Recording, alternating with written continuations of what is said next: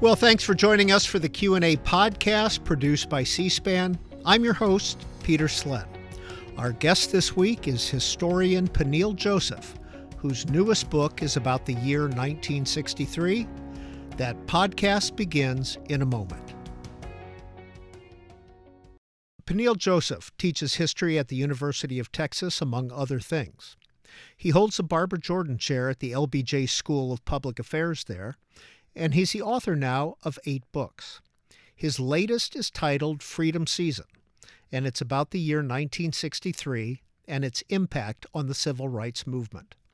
Among other things, that remarkable year saw the 100th anniversary of the Emancipation Proclamation, the publication of James Baldwin's bestseller, The Fire Next Time, the March on Washington, the assassinations of Medgar Evers and John Kennedy, and the horrific bombing at the 16th Avenue Baptist Church in Birmingham, which killed 4 little girls. Peniel Joseph charts the year and argues that it was the turning point in the civil rights movement. Our conversation with Professor Joseph begins now. Peniel Joseph, in your new book, Freedom Season, you write that 1963 was a year that tried to make sense of the civil rights movement. Explain.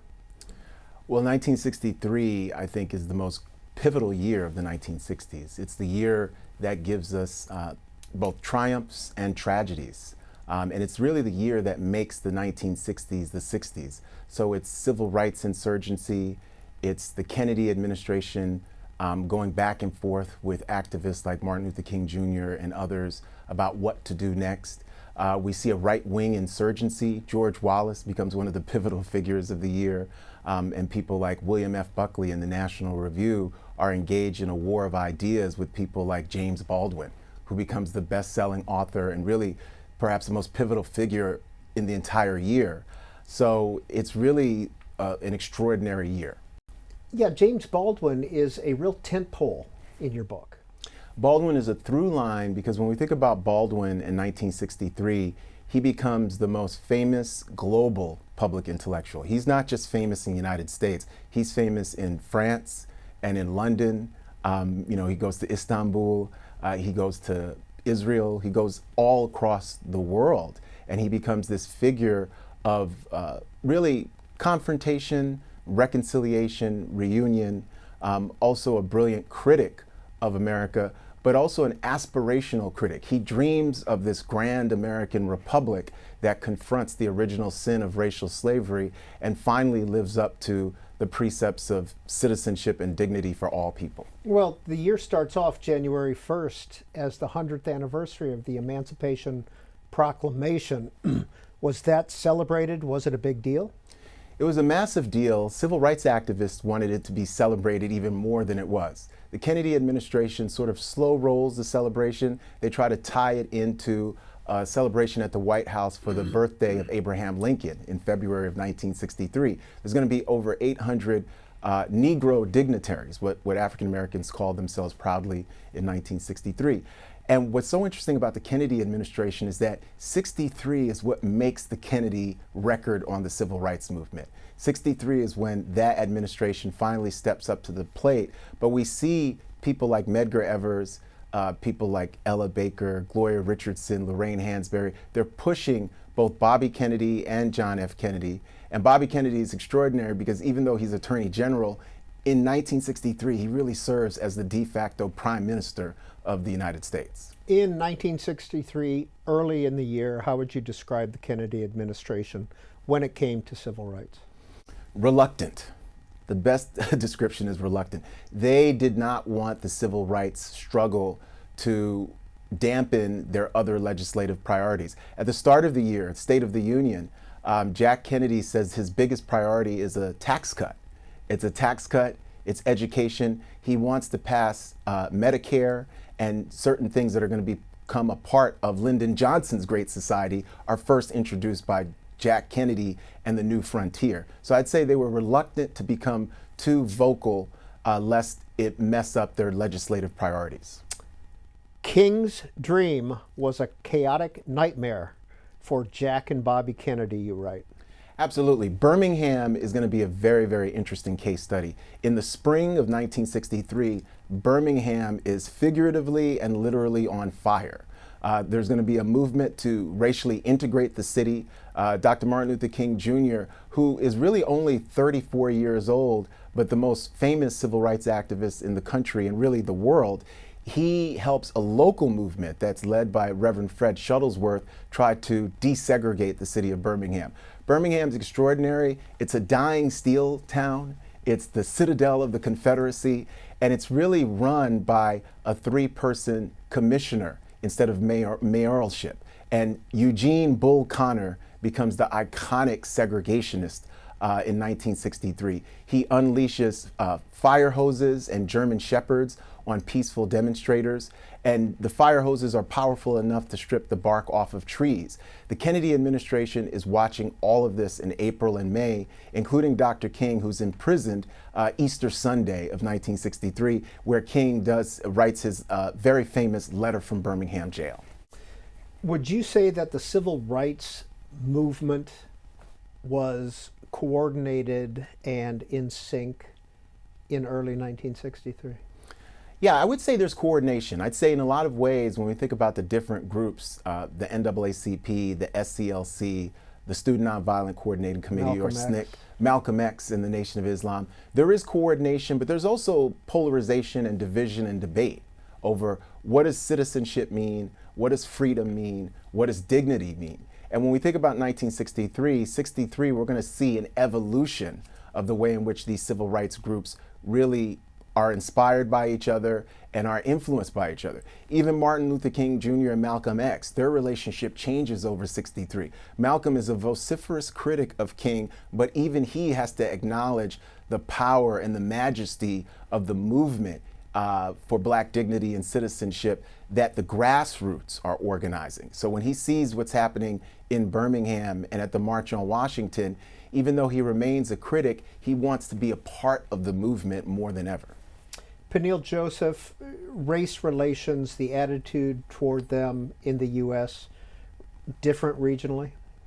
It's going to be different regionally only to a certain extent. 63 is an extraordinary year. It's the first year that Newsweek uses Lewis Harris, the pollster, to do sentiment polling on Black and white Americans. They sent out over 50 pollsters all across the South, but the North, the Midwest, really over 150 pollsters, and they interview over 2,000 African Americans to see how people who are from lower social economic backgrounds, the middle class, even some who are wealthy, how do they feel about their chances and their prospects of fulfilling the American dream? And so that's the first time that happens. So Newsweek has fascinating, great material on this stuff. Newsweek also interviews whites and asks them about their racial attitudes. Would you live next door to an African American? Would you want them to be part of the family? Would you work with them?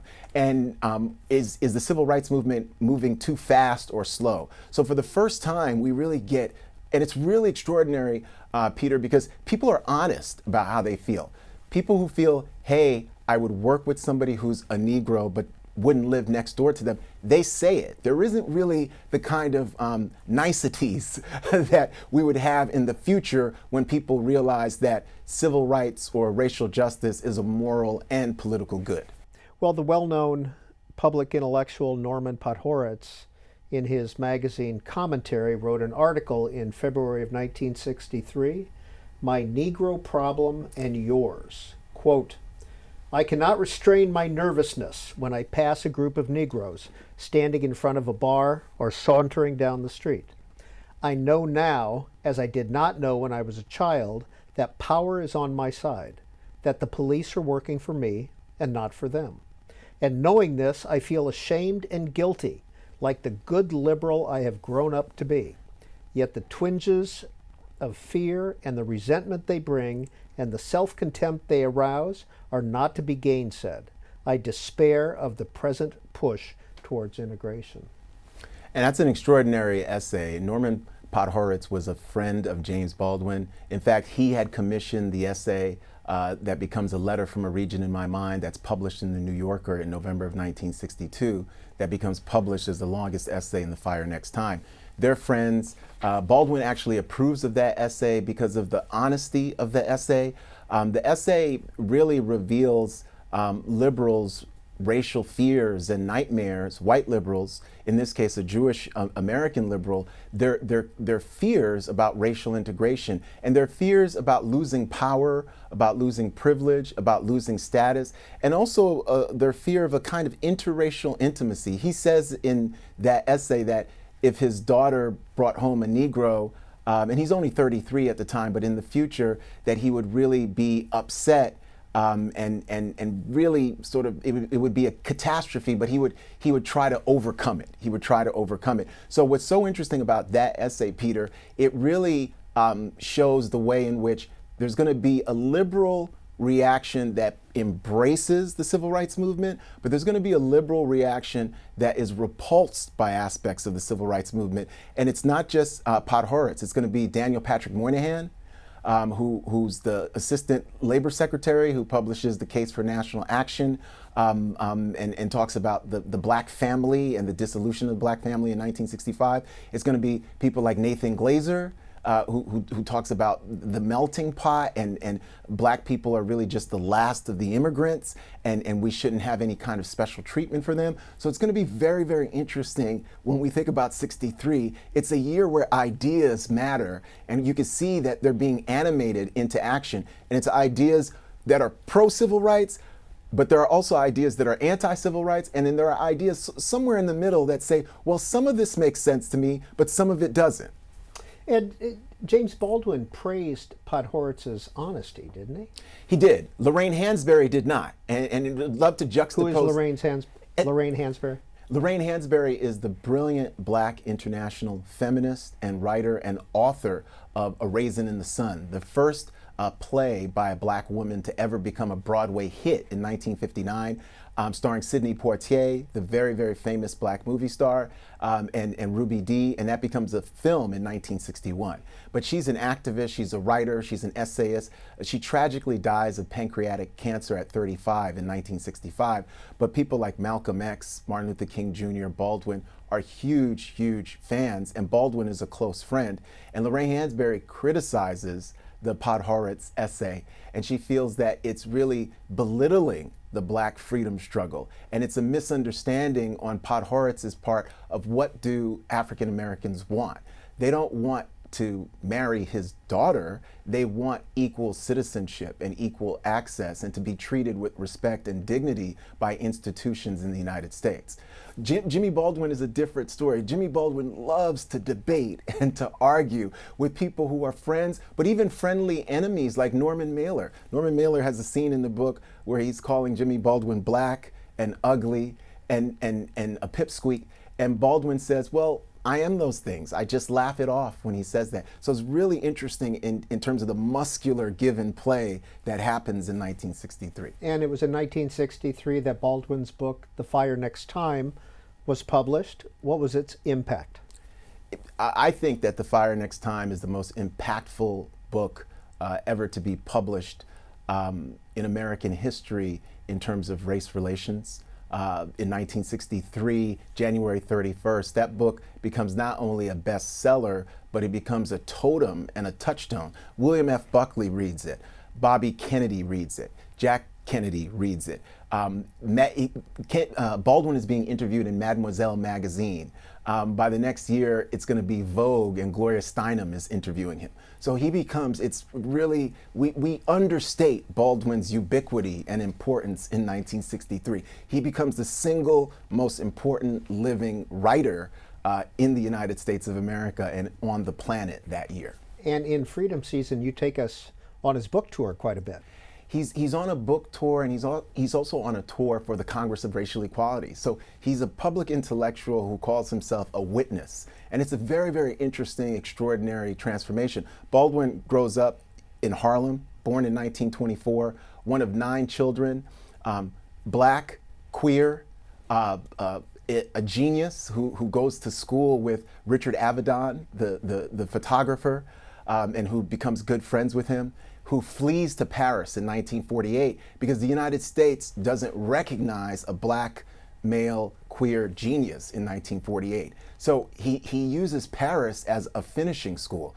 Friends or friendly enemies with Richard Wright and a whole series of expatriates in Paris, and really uses that time to hone his critical skills as the best essayist, I think, ever, and as one of the best novelists of his generation. Richard Wright, native son? Richard Wright, native son. Why do you say that they were frenemies? They were frenemies because in certain ways, Baldwin looked upon Wright as an older generation who had used social realism in Native Son and Black Boy and Uncle Tom's Children in a way that had run out of gas. Baldwin wanted to be a radical individual, at times in the Ellisonian, Ralph Ellison, Invisible Man, in the Ellisonian Cold War mode. And what that meant was that you were a writer who happened to be black or happened to be Negro rather than a Negro writer. So that was the tension with Richard Wright. And in Freedom Season, you write that Baldwin's writing, as both inspiration and provocation, stood at the nexus of America's political, literary, and intellectual crossroads that wrestled over questions of race, democracy, citizenship, dignity, and whether color blindness might offer a solution or further barriers in the quest to recognize Negroes as human beings. What was the status of Martin Luther King's colorblind philosophy in 1963? Well, when we think about King in 19... And is it fair to attribute that to King? No, so I would say that King was not interested in a colorblind philosophy, even though he does say at the March on Washington very famously, I hope one day my 4 little children will be judged by the content of their character and not the color of their skin. King was pro what he calls reparations. He says, we come here to cash a check that has been stamped insufficient funds, but we refuse to believe that the Bank of American Democracy is bankrupt. So what King was articulating in 1963 was this vision of a beloved community, but King and that vision of a beloved community become much more expansive when we read Letter from Birmingham Jail. Letter from Birmingham Jail should be understood as King's theory of justice, just like we have John Rawls and we have different philosophers throughout the Western world who've come up with theories of justice, and African philosophers in other worlds too, so I don't want to say just the Western world. But King's theory of justice really has a critique of those who will passively allow injustice to occur because they want peace instead of the chaos that sometimes comes with movements for dignity and citizenship. So when we think about King in 1963, he's a reformer who's on his way to becoming a much more radical figure, on his way to becoming a revolutionary in the late 1960s. But 63 is a turning point for King, and we see that turning point in Birmingham even before the March on Washington. Now, before we get into Birmingham, why did Greenwood, Mississippi become kind of a focal point in the civil rights movement? Well, Greenwood is the home of one of the homes and the headquarters of the Student Nonviolent Coordinating Committee. And SNCC is really the most important grassroots civil rights organization of the 1960s.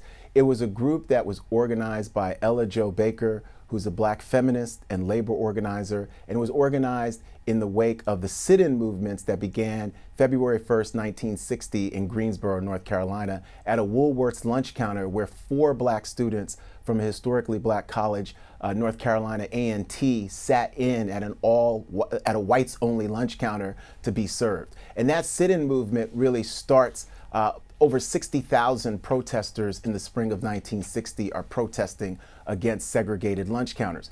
What's so interesting about SNCC, the Student Nonviolent Coordinating Committee attracts a huge number of committed activists, hundreds of committed activists in the South, in the North, in the East, in the West Coast, and some white students as well. They're going to get their biggest numbers of white students Freedom Summer in 1964 when they go into Mississippi. But in 1963, they are already in Mississippi, and their push for voter registration turns Greenwood, Mississippi into a powder keg. Police brutality, People tried to assassinate Bob Moses, who's one of the organizers of SNCC. And the Kennedy administration is at a loss of what to do. And the New York Times and other national newspapers have Greenwood, Mississippi on the front pages of their newspapers in March of 1963. And it seems like that's going to be the city that transforms the movement. And C-SPAN's Q&A podcast continues in a moment.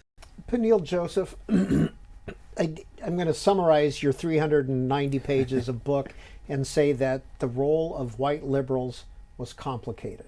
Is that fair? Yes, very complicated, because white liberals, from one perspective, really helped the movement. They provided money and ballast and support, especially in 1963, because as 1963 unfolds, it becomes obvious that the civil rights movement is the biggest national and global story of the year. And that becomes obvious to the Kennedy administration, even though it's later than to others. But there's also going to be white liberals who feel that the movement is moving too fast and that King's movement is too impatient, let alone Malcolm X and Malcolm X and the Nation of Islam. They're not even thinking about them. They're thinking about King as being too impatient and as this radical figure. But then there's going to be others, people like the journalist Murray Kempton, who really writes beautiful essays on the movement and America and what America owes to the legacy of enslaved African Americans who did so much to transform the country and to really build what we now know as the United States of America. So the role of white liberals is very, very achingly complicated. And I think Baldwin plays a very, very important role as being a nexus who's willing to listen to white liberals, even those, and maybe especially those who he disagrees with. Well, it was April 16th, 1963, in response to a newspaper advertisement put out by liberal white clergy that the letter from Birmingham Jail came out. Here's author Reginald Dwayne Betts talking about the letter. He did it as a call for his colleagues and his peers to show up at the front line, recognizing that the front line, one, did not demand violence, two, did not demand an absence of forgiveness, but really just demanded that you be present. And I read that as a child, and I had to think about what I had been present for in my life. And it had mostly been, I was young, but the most significant thing I had done at that time was pull the pistol out on somebody. And I read the essay and understood that in a profound way, because of my violence, but also because of my humanity, I had to find a way to do something different. Peniel Joseph, the impact of Letter from Birmingham Jail. It's going to be very, very impactful. Now, the publication is going to happen after the Birmingham crisis is over that spring. So in certain ways, it's sort of a delayed impact by the time it's printed, but it's going to be very impactful throughout the year. The American Jewish Congress and different organizations are going to print out tens of thousands of pamphlets. It's an instant classic. And what's so interesting is that it really marks both King's break from white liberals, but it also presents this profound theory of justice where King, in Letter from Birmingham Jail, is arguing that the young people who are being arrested in Birmingham are going to one day be remembered and revered as American heroes. But what King does then is take it a step further. He says they're going to be remembered as American heroes, and the quote he uses, for bringing this nation back to those great wells of democracy dug deep by the founding fathers. So what King does in Letter from Birmingham Jail is multiple things. He talks about Black humanity as a universal common denominator for American humanity and dignity and citizenship. He criticizes white liberals who don't want to support this search for Black humanity in a muscular and robust way. But he also ties the civil rights movement and the disruption of the civil rights movement to the American Revolution and the founders of the nation. He does this all in this brilliant essay, which I think is in certain ways, the most powerful thing he ever wrote.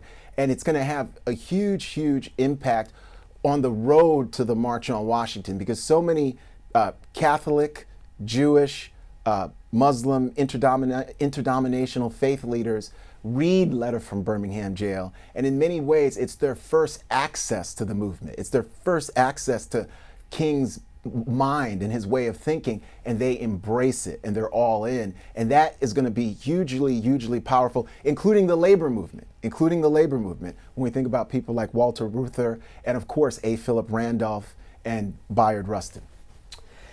Does the original of Letter from Birmingham Jail exist? The pieces of paper, the wrappers that he wrote it on, because he did not write it on a pad of paper like he didn't. this. I don't think we have the amalgamated different pieces of paper that then is snuck to Wyatt Walker, the executive director of the SCLC, and Wyatt Walker is dictating it to one of the SCLC secretaries, and that's what becomes Letter from Birmingham Jail. Next door in Jackson, Mississippi, Medgar Evers. Yep. Who was he? Medgar Evers is one of the most important activists of the 1960s. Same age as Malcolm X, born in 1925, a Mississippi native, former football player, married to Merle Evers. He's the field secretary of the NAACP, one of the civil rights activists who publicized the lynching of Emmett Till in 1955. Really, handsome, eloquent, well-spoken, militant, nerves of steel. And he's really one of the most upstanding figures. Being around Medgar Evers gave you courage. That's who Medgar Evers was. In some of the worst parts of Mississippi, he lives in Jackson, but he goes and drives to the Mississippi Delta, many times by himself, only with a shotgun in the trunk of the car in case something happens. A military veteran, served in World War II and Korea. So he's an extraordinary figure who becomes the leading civil rights activist in Jackson, Mississippi by 1963. And you write in your book, Freedom Season, that in May, Medgar Evers delivered a speech that's the most important, yet least cited in the annals of the civil rights movement. Let's watch a little bit of it. Don't shop for anything on Capitol Street. Let's let the merchants down on Capitol Street feel the economic pinch. Let me say this to you. I had one merchant to call me, and he said, I want you to know that I've talked to my national office today, and they want me to tell you that we don't need nigger business.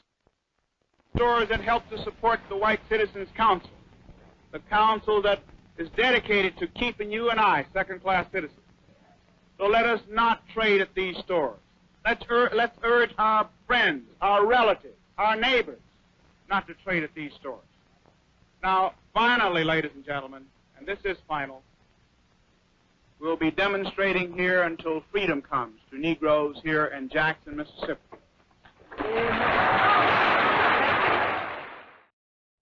Medgar Evers is truly extraordinary. What's so interesting for me about Medgar was writing about Medgar Evers while he's alive. I mean, his assassination is going to become a huge pivotal touchstone for that year. But I wanted us and readers to see what kind of man was this? What kind of organizer was he? What kind of father and husband was he to his 3 children? And what you see is somebody who's so inspiring, so courageous, and so dedicated to really bringing democracy, multiracial democracy, and citizenship and dignity to Mississippi, the Magnolia State, a state that he loved. I wanted to show his love for America. He was a patriot.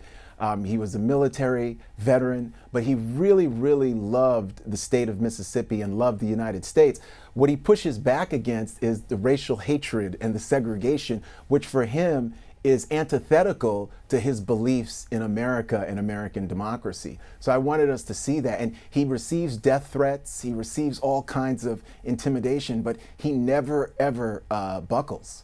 Why do you say a May speech that he made is the most important in the civil rights movement? Well, in that speech, he gets equal time because the Mayor Thompson had given a speech saying, the white mayor, Mayor Thompson, had given a speech saying that Negroes were treated fine in Mississippi, which was untrue. The police loved Negroes in Mississippi, which was untrue. And everything was fine. It was hunky-dory. What Medgar Evers does is demand equal time, and miraculously, he's given equal time. And he gives a speech where he says he's from Mississippi, he loves Mississippi. He says the NAACP are not subversives. They are Americans, they are patriots. And in that speech, he talks about the Black freedom struggle that is emerging throughout the United States.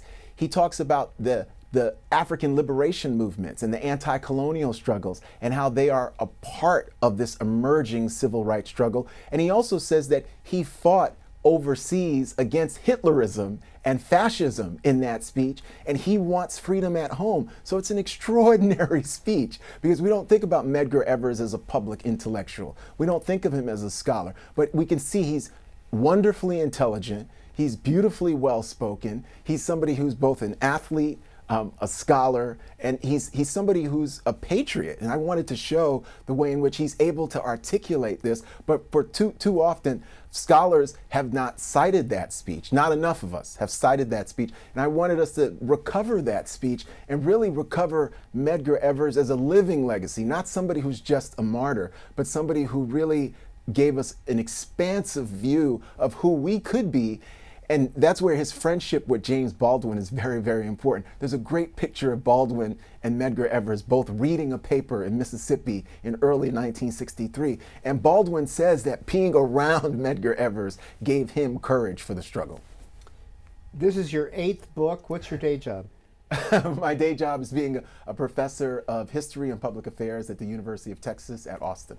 What's your connection to the LBJ School, and what's its connection to UT? The LBJ School is the School of Public Affairs named in honor of President Lyndon Baines Johnson, who's one of the characters in this book.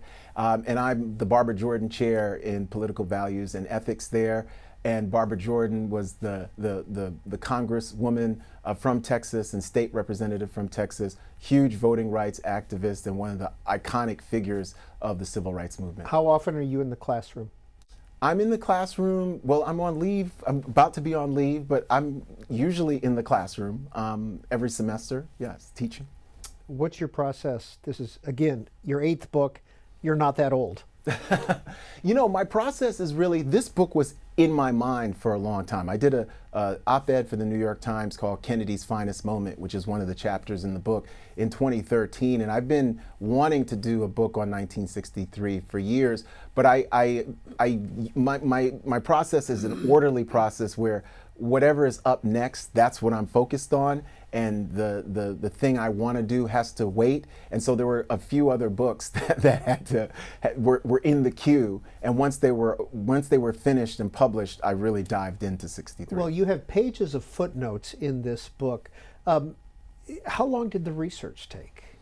Wow, the research on and off for this book was maybe 7 years of research to do this book, because I had to put this book down to do Third Reconstruction, which was my last book. And that was a book that was really urgent in the context of George Floyd and the political reckonings of 2020 and what's happened since. June 11th, 1963. President Kennedy, in a sense, finds his voice. How did that come about? Well, I think that the 3 best days of the Kennedy presidency for me domestically are June 9th, 10th, and 11th of 1963. And I think that's because the president finally connects his idealism. Sometimes we think about Kennedy as a realist, as a pragmatist. I think of him as also, in addition to those things, an idealist. He believes in this grand American republic, and he finally walks the talk when it comes to racial justice. And it was a long evolution, not just in 1963, but even as a senator, as a presidential candidate, as president, slow rolling executive orders that he had promised, not doing the kind of political speech that that Martin Luther King Jr., that James Baldwin, that others had asked him to do. And then finally, on June 9th, 10th, and 11th, one in Honolulu, he does an extraordinary speech at a conference of mayors on June 9th. June 10th, right here in Washington, D.C., the American University speech, which is a speech about human rights, ending nuclear proliferation. And really, by the way, the first time an American president uses the term diversity in a specific way. He says that even if we can't get along ideologically with the Soviet Union, we can make the world safe for diversity. That's what President Kennedy says. He says this is a very small planet, and what we have in common is that we all love our children and we're all mortal. And I connect that speech on human rights to then the June 11th speech, where at 8 p.m. he goes on television and for the first time says that civil rights is a moral issue. He says that he says a revolution is happening in the United States. He says that those who do nothing invite shame as well as violence. Those who act boldly recognize right as well as reality. And one of my favorite lines from that speech, Peter, is where he says that we preach freedom around the world. And then he pauses and he says, and we mean it. This is extraordinary. He says, and we mean it, because he knows that what is happening in 1963 is a time of testing for the nation's values and principles and its moral and ethical framework. And I believe that Kennedy believed in American democracy and believed in equality for all people. So he lives up to that those 3 days. So those are the best 3 days of the presidency. I call it Kennedy's finest moment because I firmly believe it is his finest moment as president domestically. Globally, it's going to be the Bonn and Berlin speeches that same month, Ich bin ein Berliner. But domestically, he is never as true to himself and his values during his presidency as those 3 days. Where did the Evers family in Jackson, Mississippi watch that speech?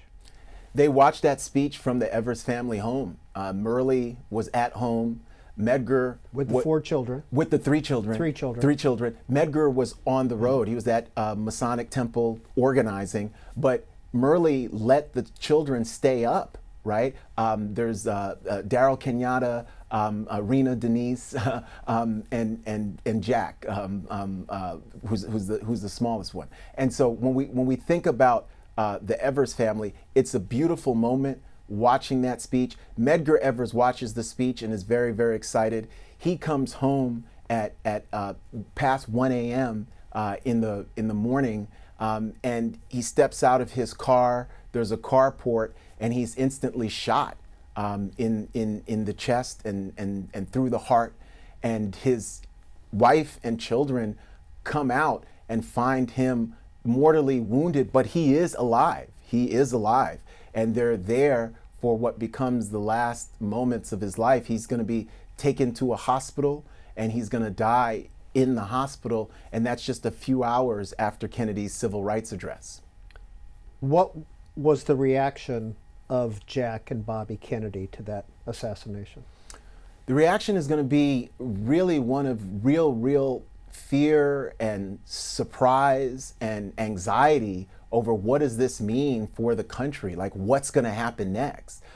Just when they think that through the president's speech, which was very, very well received, Martin Luther King Jr. and others are really in tears listening to that speech. It's important to say that's the best speech by a president on matters of racial justice and civil rights since Abraham Lincoln. So there's a century gap when we think about American history. And that's why the Kennedy speech is so important. And that speech and those 3 days serves as a monument to his civil rights legacy. But the Evers assassination is going to be global in scope. It's going to be catastrophic. Somebody like Malcolm X is going to say, what did we expect? Because we're not doing enough to solve the violence and the hatred that's being spread throughout the country. Someone like Dr. King is going to be trying to utilize this crisis as a moment of opportunity to pass the civil rights bill that Kennedy says he's going to introduce that June 11th speech. And you write in Freedom Season that Roy Wilkins of the NAACP tried to fundraise off this assassination. He does try to fundraise off the assassination very successfully, but what's so interesting with Roy Wilkins, Executive Secretary of the NAACP, a consummate insider. This is one of the most important activists of the 20th century, and somebody who knows how to talk to presidents, how to talk to vice presidents, how to talk to corporate leaders. And Roy Wilkins is very, very leery of Martin Luther King Jr. and his fame and his celebrity, and King trying to encroach on his territory as head of the NAACP. So Roy Wilkins does not allow King to speak at Medgar Evers' funeral, and he does not allow King to fundraise off of Medgar Evers' funeral, because King initially wants to do a new scholarship for Medgar Evers, and in his name, King is not thinking of it in a competitive way. Dr. King was not that kind of political strategist.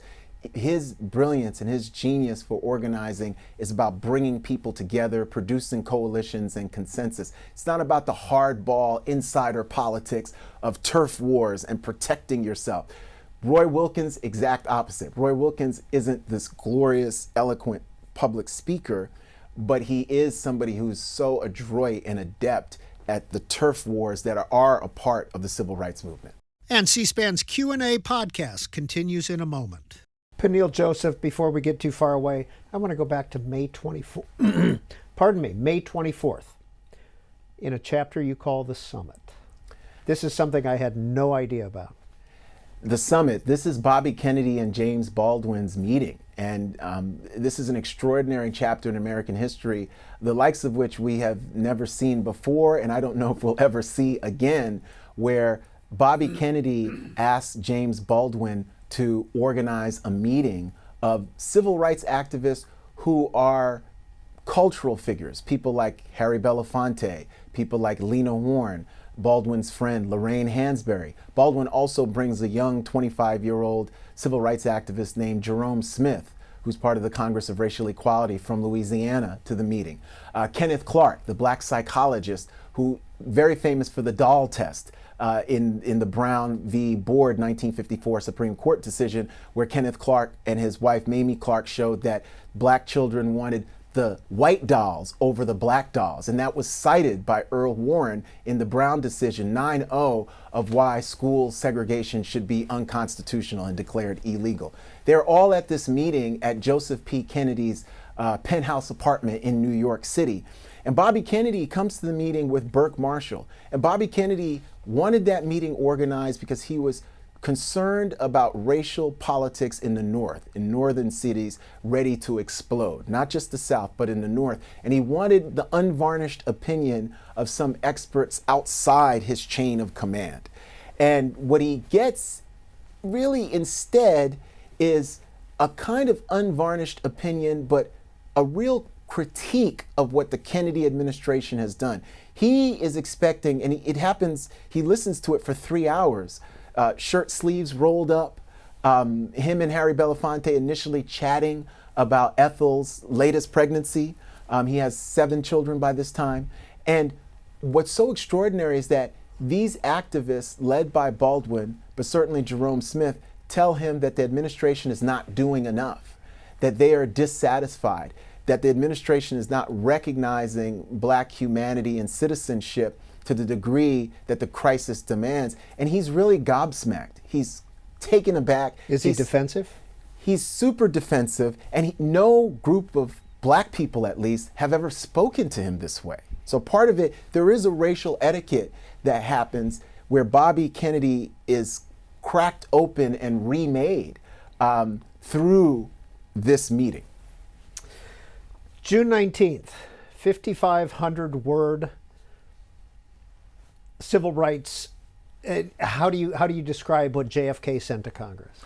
Well, it's extraordinary. It's the Civil Rights Act of 1963. And that Civil Rights Act is going to become eventually the Civil Rights Act of 1964 that is passed under Lyndon Baines Johnson. And again, 1 week after Medgar Evers' his assassination, it's brought up to Congress. And when we think about the Civil Rights Act of 1963, what does it do? It ends public discrimination in restaurants, in federal buildings, in hotels. It provides a gateway to what is going to become the Voting Rights Act. It provides new protections and expanded notions of citizenship, really for the first time in a century since the Civil Rights Act of 1875. Really, really, really important measure.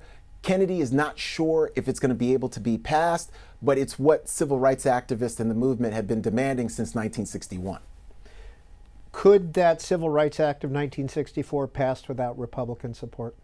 No, it could not have been passed without Republican support. What was the role of Everett Dirksen? Everett Dirksen is going to be the Republican leader who really Senate leader who really he's an ally of the Kennedys, and he's going to be integral to passing what becomes the 1964 Civil Rights Act under Lyndon Baines Johnson. June 22nd, JFK and MLK meet at the White House. Why were they meeting, and what transpired? Well, there's two meetings. So JFK has a private meeting at the Rose Garden with Martin Luther King Jr., and then there is a larger meeting with civil rights activists like Roy Wilkins where they discuss the March on Washington. Kennedy meets with King to give him a warning, to warn him that there's really a dual warning, warning him that, one, the FBI and J. Edgar Hoover is investigating him and looking at him, and that there are communists who are on his staff, particularly Stanley Levison, who was one of his best friends, white, Jewish, former CP, but really no longer part of the CP, maybe had still given them a little bit of money, but one of King's main advisors, and also Jack Odell, Hunter Pitts Odell, nicknamed Jack, who was one of King's key lieutenants in SCLC. Jack Kennedy tells him, both of these are communists, you've got to kick them out. You've got to kick them out. King, what's so interesting is that King, who's usually not confrontational, really holds his ground and says, well, I need proof.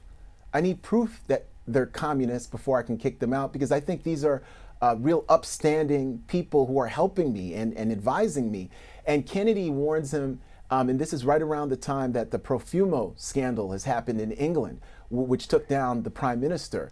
And Kennedy warns him that you can't be so close to these folks that they'll take your movement down, because he says, if your enemies shoot you down, they shoot us down too. So what's so interesting about Kennedy, by June 22nd, he sees that him, Bobby Kennedy, the future of his administration, Martin Luther King Jr., they're all wrapped up together. And he also tells Dr. King implicitly that the FBI is an enemy. J. Edgar Hoover is an enemy. J. Edgar Hoover is trying to sink you, but Hoover also doesn't have much love for the Kennedys as well. The Profumo scandal in England, that was a sexual scandal, wasn't it? That was a sexual scandal. And why would JFK and RFK, who run the country and the Judiciary Department, not put a stop to Hoover's surveillance? Well, Hoover had evidence that Jack Kennedy, as a young man, had been involved with a woman who had been a spy for the Germans, and so Inga Arvad. And so they had also evidence of Jack Kennedy's promiscuous sexual relationships, extramarital relationships while serving as president of the United States. So they implicitly had evidence on Kennedy. Kennedy, of course, could technically fire the FBI director, but the director could leak all that information to enemies of the Kennedys, and that would be a scandal that was too much for the Attorney General or the President to handle. So it's safe to say that the Kennedys were scared of Hoover? Absolutely. The Kennedys were scared of Hoover, and many, many different presidents and people in Washington at that time were. Peniel Joseph, in 1963, how surveilled were the leaders of the civil rights movements? They were very surveilled. We talk about the summit. In the aftermath of the summit, Attorney General Bobby Kennedy has the FBI look into and wiretap Clarence Jones, who's King's attorney. And that wiretap is going to lead to Hoover finding out about King's extramarital relations. Before that, he had no clue. And Baldwin's FBI file is going to grow because of the summit. And so when we think about Malcolm X, certainly Martin Luther King Jr. is the most surveilled. Student Nonviolent Coordinating Committee. The FBI looks upon civil rights activists as anti-American subversives and dupes for the Communist Party, even though they are not. So it's an extraordinary juxtaposition where the very people who are trying to, what the SCLC says, redeem the soul of America, save America's soul, are looked upon by the FBI as public enemy number one. And before we run out of time, you write about James Baldwin throughout your book and throughout 1963. Let's hear a little of him speaking. There's been in this country for a dangerously long time two levels of experience. One, to put it cruelly, but I think quite truthfully, can be summed up in the image of Doris Day and Gary Cooper. I think you know what they do. And the other, subterranean, indispensable, but denied, which can be summed up, let us say, in the tone of Ray Charles. And there's never been in this country any real confrontation between these two realities. What do you hear? Baldwin is brilliant. Baldwin's a genius. When you think about the end of the fire next time, he says that we can finally end the racial nightmare and achieve our country. Baldwin's interested in an aspirational, multiracial democracy where blacks and whites and everyone in between recognize the inherent humanity in each other. He says the bridge to that, the crucible, is confronting the original sin of racial slavery, but also the myths and the lies that we've utilized to rationalize the current racial problems in the country. So Baldwin is this truly extraordinary figure. After the 16th Street Baptist Church bombing, September 15th, 1963, Baldwin becomes this prophetic figure. I.F. Stone says he preaches with the fire of a Hebrew prophet. Izzy Stone, I.F. Stone's journal, one of the great journalists of the period. So when we think about Baldwin, Baldwin is somebody who's constantly evolving, and by the end of 1963, he's still a believer, but he's less hopeful than he was at the start of 1963. And of course, on August 28th, 1963, the March on Washington, 250,000 people come to Washington. I Have a Dream speech. And the March on Washington, when we think about Baldwin's role, he was supposed to speak, but they don't let him speak because they're afraid of what he might say. And so Burt Lancaster really says what he was supposed to say. And what's interesting is he organizes the celebrity contingent. He had organized a Paris March on Washington, August 24th, and he organizes the celebrity contingent, which includes Paul Newman, Charlton Heston, all these different celebrities. And what's interesting is journalists ask him how he feels after the march. And he's so excited, he's so hopeful about the day. He says that it's indescribable, and he would have to either cry or sing to explain to them how he feels. So the march is a huge high point for that year of 1963. And by the way, Malcolm X attends the March on Washington. Fierce critic, calls it the farce on Washington, but it shows us the power of that movement and wanting to belong, that he attends the March on Washington. 3 weeks later, back to Birmingham. Carol Robertson, Addie Mae Collins, Cynthia Wesley, Denise McNair. Who were they? These are 4 children who are attending church at the 16th Street Baptist Church, which is the headquarters, right across the street from the headquarters of the Birmingham movement from the spring. And they're attending Sunday school, and the white supremacists and racial terrorists plant a bomb that kill all 4 girls. Others are injured, and 2 more children are killed that day. Johnny Robinson is killed by a police officer, and Virgil Peanut Ware is shot by a white teenager who just wanted to see what would happen. So 6 children in one day are killed. And this is where we see history doesn't run in a straight line. So as good as the Kennedys have been that spring, when that happens in autumn, President Kennedy doesn't come to the funerals Bobby Kennedy doesn't come to the funerals. Martin Luther King Jr. Was that a political decision? Those are political decisions. Those are political decisions because they don't want to be seen as inflaming the passions that are there. And so they stay in the White House, and they have two Southern football coaches who had Earl Blake and another person who had been football coaches and military men go down there as their emissaries because they still want to keep the South viable for the 1964 presidential election. And so for somebody like Jimmy Baldwin, those deaths really break something in him. King preaches 3 of the 4 funerals, but Baldwin organizes alongside of Bayard Rustin, who's the black, queer, brilliant organizing genius who organizes the March on Washington, and the practical effects of having the bathrooms there, having the water fountains there, the logistical, he does that. Really one of the organizing feats of the 20th century. Bayard Rustin and Baldwin organized demonstrations all across the country in support and remembrance of the 6 children who were killed in Birmingham. In your book, at least 5 times, you print all of their names in full.